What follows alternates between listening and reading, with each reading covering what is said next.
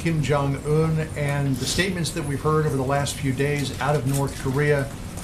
Do you think that these throw in jeopardy the idea of a summit, or is this just North Korea doing what it does and trying to get the best deal possible? Look, the president is prepared and will be ready to meet, and we're continuing to move forward with the preparations at this point. And if the North Koreans want to meet, we'll be there.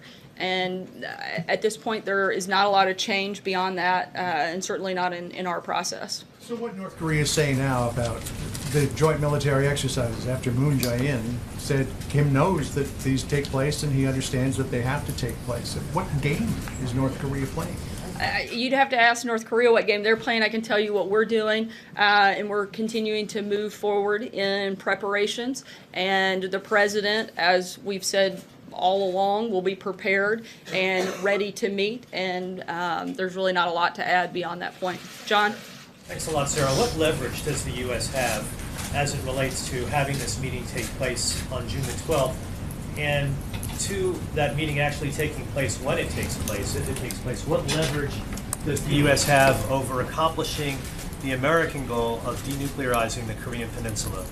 We're continuing in the maximum pressure campaign, but again, nothing has changed on our end. This was an invitation that North Korea offered and that we've accepted, and we're continuing to move forward in those preparations. Steve? Another issue. Sorry, I'm going to keep going because we're really tight on time today. If I could just Steve, follow go ahead. up on that, what the North Koreans also announced was they were stopping the dialogue with South Korea. So is it possible that there could be a meeting between the United States and North Korea if that whole dialogue between the North and South is on ice? The meeting that would take place on June 12th is between the United States and North Korea, should it take place. We're going to meet with President Moon next week.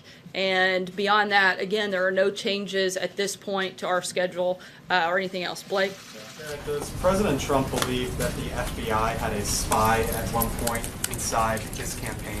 I haven't spoken with him directly about that, but certainly seen the reports, and if there is any truth to that, it should certainly be looked into.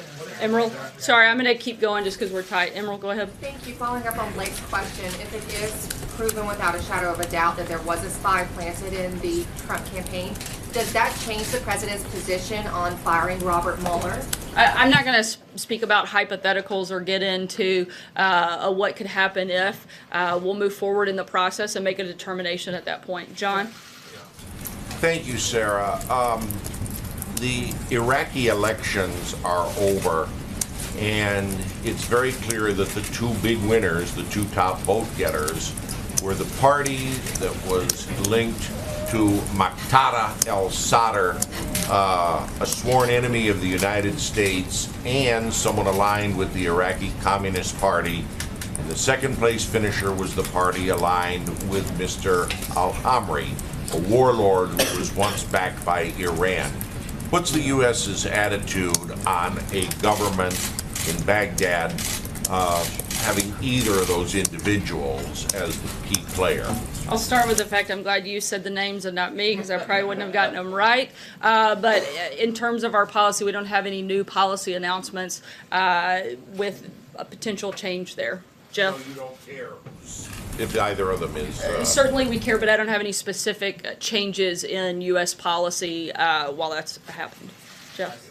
Sarah, what does the United States expect out of negotiations today with China on trade, and what are the president's intentions on helping or changing the policy towards Chinese companies ZTE? In terms of the meeting, I'll start there. Those conversations are ongoing.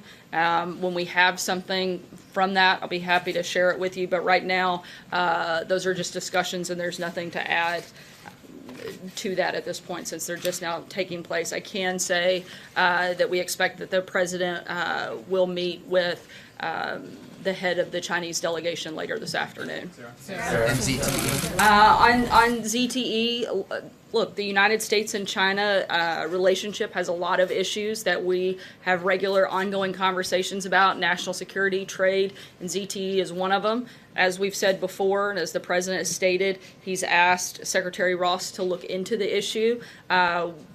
and do whatever is consistent with the law and regulations. But right now, it's just something that he's asked them to look into. Julie? Thanks, Sarah. Also on trade, the president said yesterday that Mexico does nothing for us, especially at the border. We know there are talks today on NAFTA, today and tomorrow, and I wonder if the administration is going to condition any NAFTA deal on a safe third country agreement with Mexico, or Mexico stepping up to do more to absorb asylum seekers and other migrants who are seeking entry to the U.S. I'm not going to get into the trade conversations at this point because they are ongoing and those are negotiations that we're in the middle of. But I can tell you that the president does want to see Mexico step up and do more. There's a lot that comes through their country and he wants them to be tougher and more aggressive on that front. Jeff?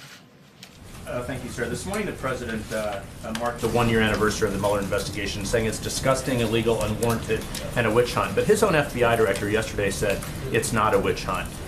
Does the president, why does the White House still believe it's a witch hunt? And why did he cancel his news conference this afternoon, which was originally set for 3 o'clock with the NATO Secretary Different General? topics, but the president knows that there was no collusion in the campaign, and he has been quite clear about this. It's gone on for over a year. They found no evidence of collusion and still strongly believe that it's a witch hunt. I'm not sure how we could be any more clear, and certainly not sure how the president could be any more clear about his beliefs and his opinion. In terms of a press engagement, the president will have press at his event here shortly, which is why we're going to have to keep it quick and short today, and likely take a few questions at that event. Jordan. Thanks, Sarah. On immigration, there seems to be we're moving closer to action in the House of Representatives, and I'm wondering what bill the president would accept, anything short of the 4 pillars that he laid out earlier this month, something like border security and DACA. Seems to be a proposal that is gaining steam. Is that something that the president could support?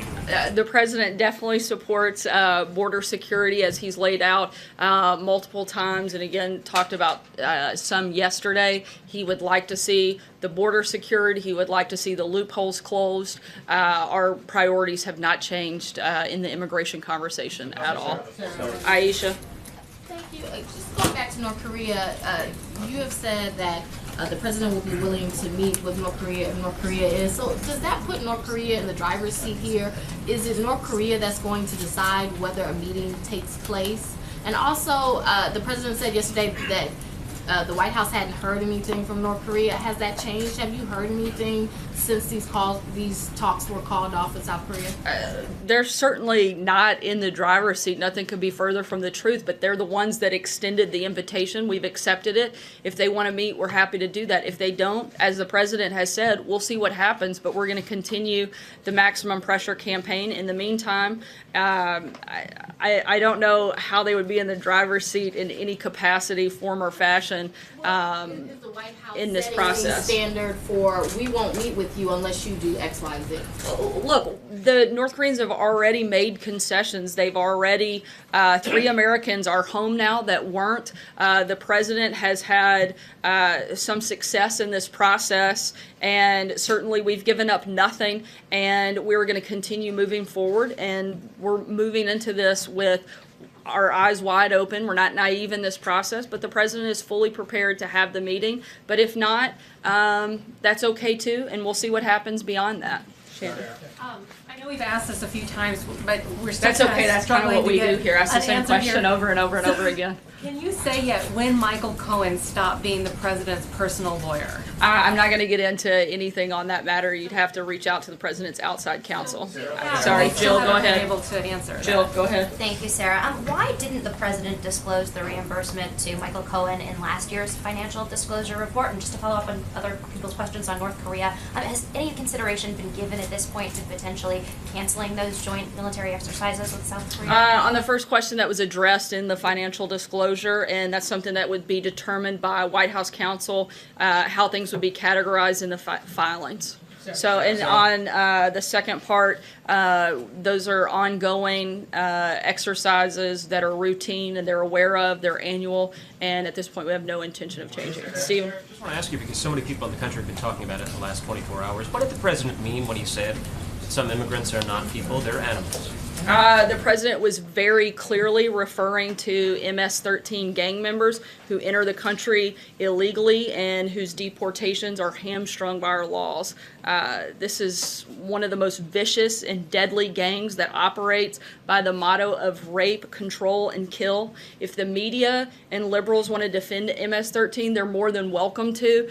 Frankly, I don't think the term that the president used was strong enough. MS-13 has done heinous acts. It took an animal to stab a man 100 times and decapitate him and rip his heart out. It took an animal to beat a woman they were sex trafficking with a bat 28 times, indenting part of her body. And it took an animal to kidnap, drug, and rape a 14-year-old Houston girl. Frankly, I think that the term animal doesn't go far enough, and I think that the president should continue to use his platform and everything he can do under the law to stop these types of horrible, horrible, disgusting people.